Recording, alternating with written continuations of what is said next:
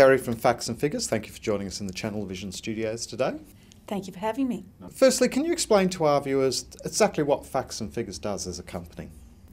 Facts and Figures is a bookkeeping business. We mainly concentrate on small business, so small to medium enterprises. We've got a range of clients that start from sole traders right through to corporate companies. So we look after a number of clients in the Canberra area and also Sydney, and we've got clients in Brisbane. So we've got clients all over Australia. So we've got quite a broad range of people that we look after. So how did you go from having an idea pre-1994 to running what seems to be a very successful business today? Well, I actually started my business 94, 95. We'd come back from Scotland because we were living in Scotland for a year. And when we came back from Scotland, my husband had an earth moving business, so I'd always done bookwork for my husband. And we had no work through the golf course building. We'd been in St Andrews building golf courses. And so the work dried up, Japanese money dried up in Australia, so there was very little golf course work at that time. And I thought, well, what can I do from home? And because I'd always done the bookwork for my husband, what I did was I decided to start some bookkeeping, and that was what was familiar to me. So I actually didn't have a computer at that stage. So what I did was I wrote to every earth mover in the yellow pages by hand to see if I could get some work. So that was how my business started. And through that, I got one earth moving contractor called Stokes Contractors, who was my first client.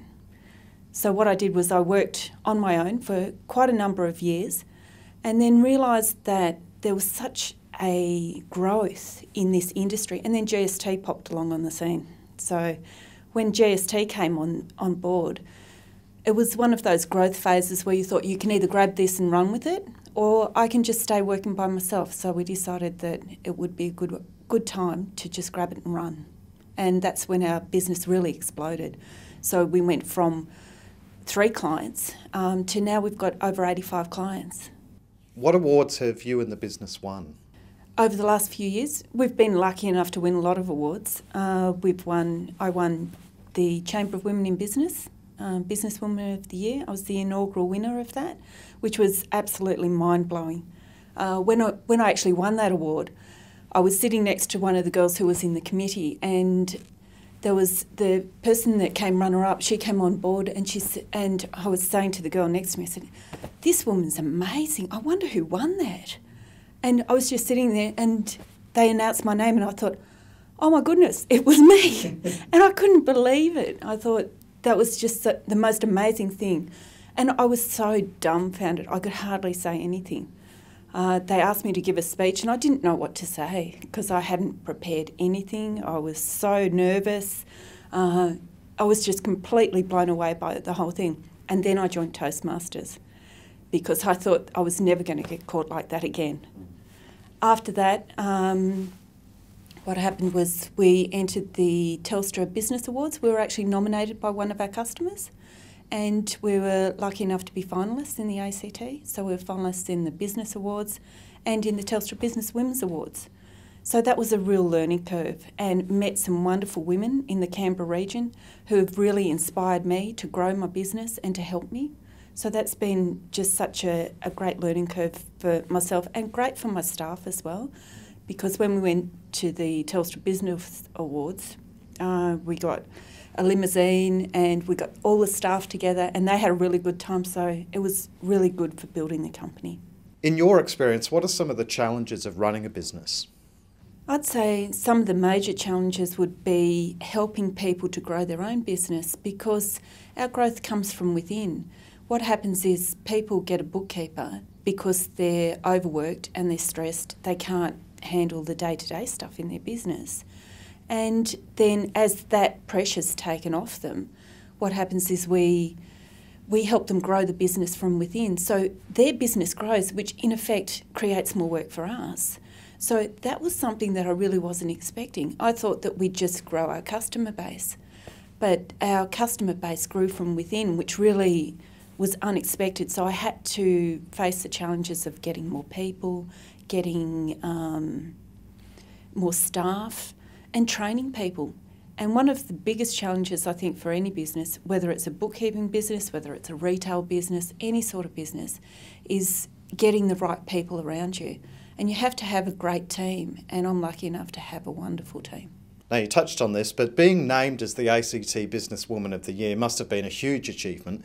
How did the award help you and the business?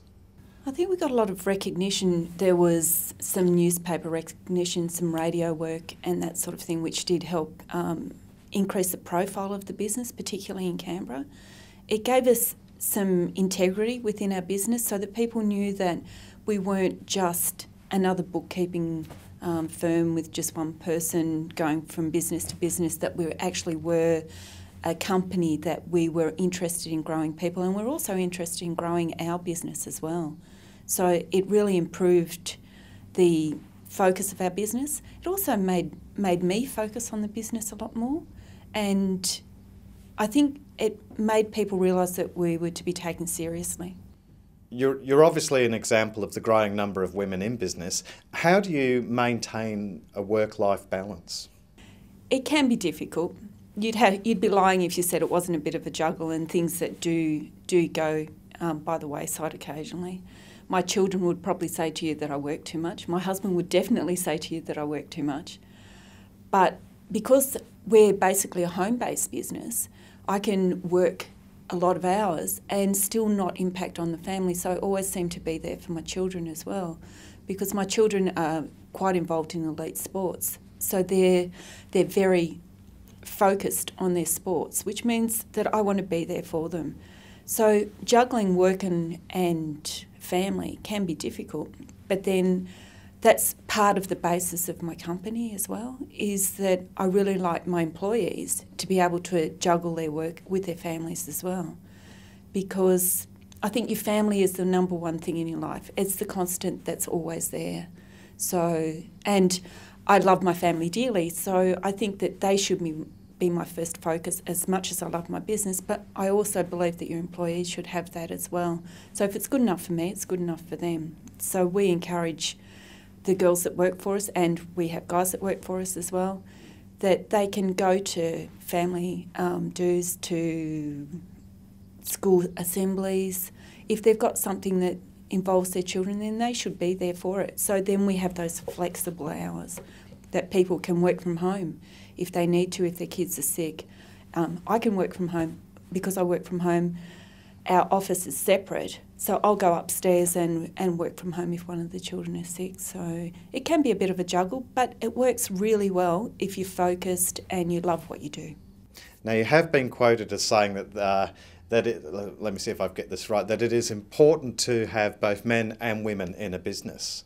Why do you feel this is? We initially, being bookkeepers, the majority of bookkeepers, particularly in Australia, the demographics are that they are mainly women. And I think having guys on the team give us that rounded aspect that we can understand how business owners work, whether they're male or female. And they also keep us grounded, because we tend to get a bit too involved with things, and we tend to mother our clients rather than...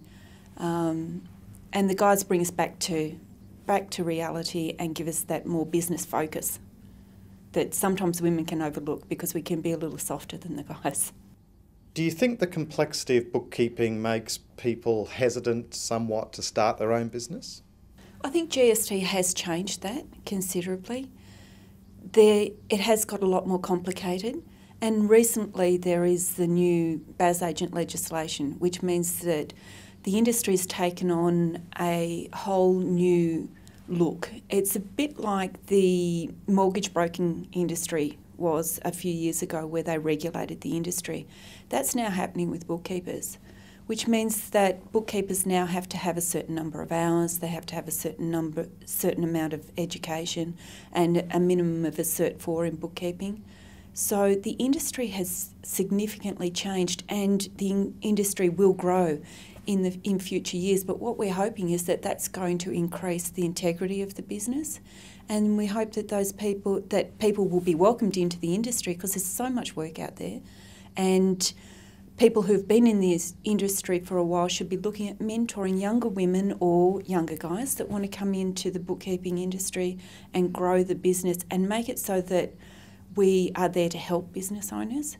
Because I think there's a lot of people out there that are doing harm to businesses, not intentionally, but because they, through not enough knowledge, they don't have enough, just trying to work out, they don't have enough exposure to businesses, and it's not what you know, it's what you don't know that gets you into trouble.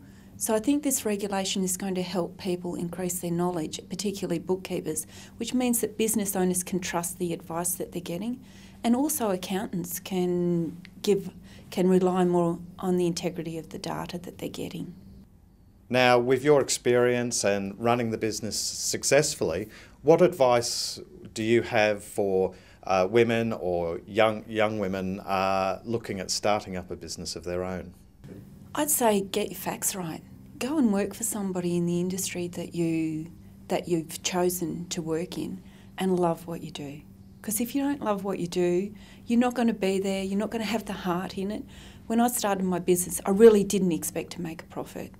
And I think if you're good at what you do, the profit will follow. What's the best way that people can contact you or find out more information about facts and figures? We've got a website where all our contact numbers are there, or you can contact us on 02 6283 5666, which is our office number. But have a look at the website, see what you think of the website, and hopefully we can help you. Kerrie, it's been great having you in the studio. Thank you for making the time, and all the best for the business. Thanks very much.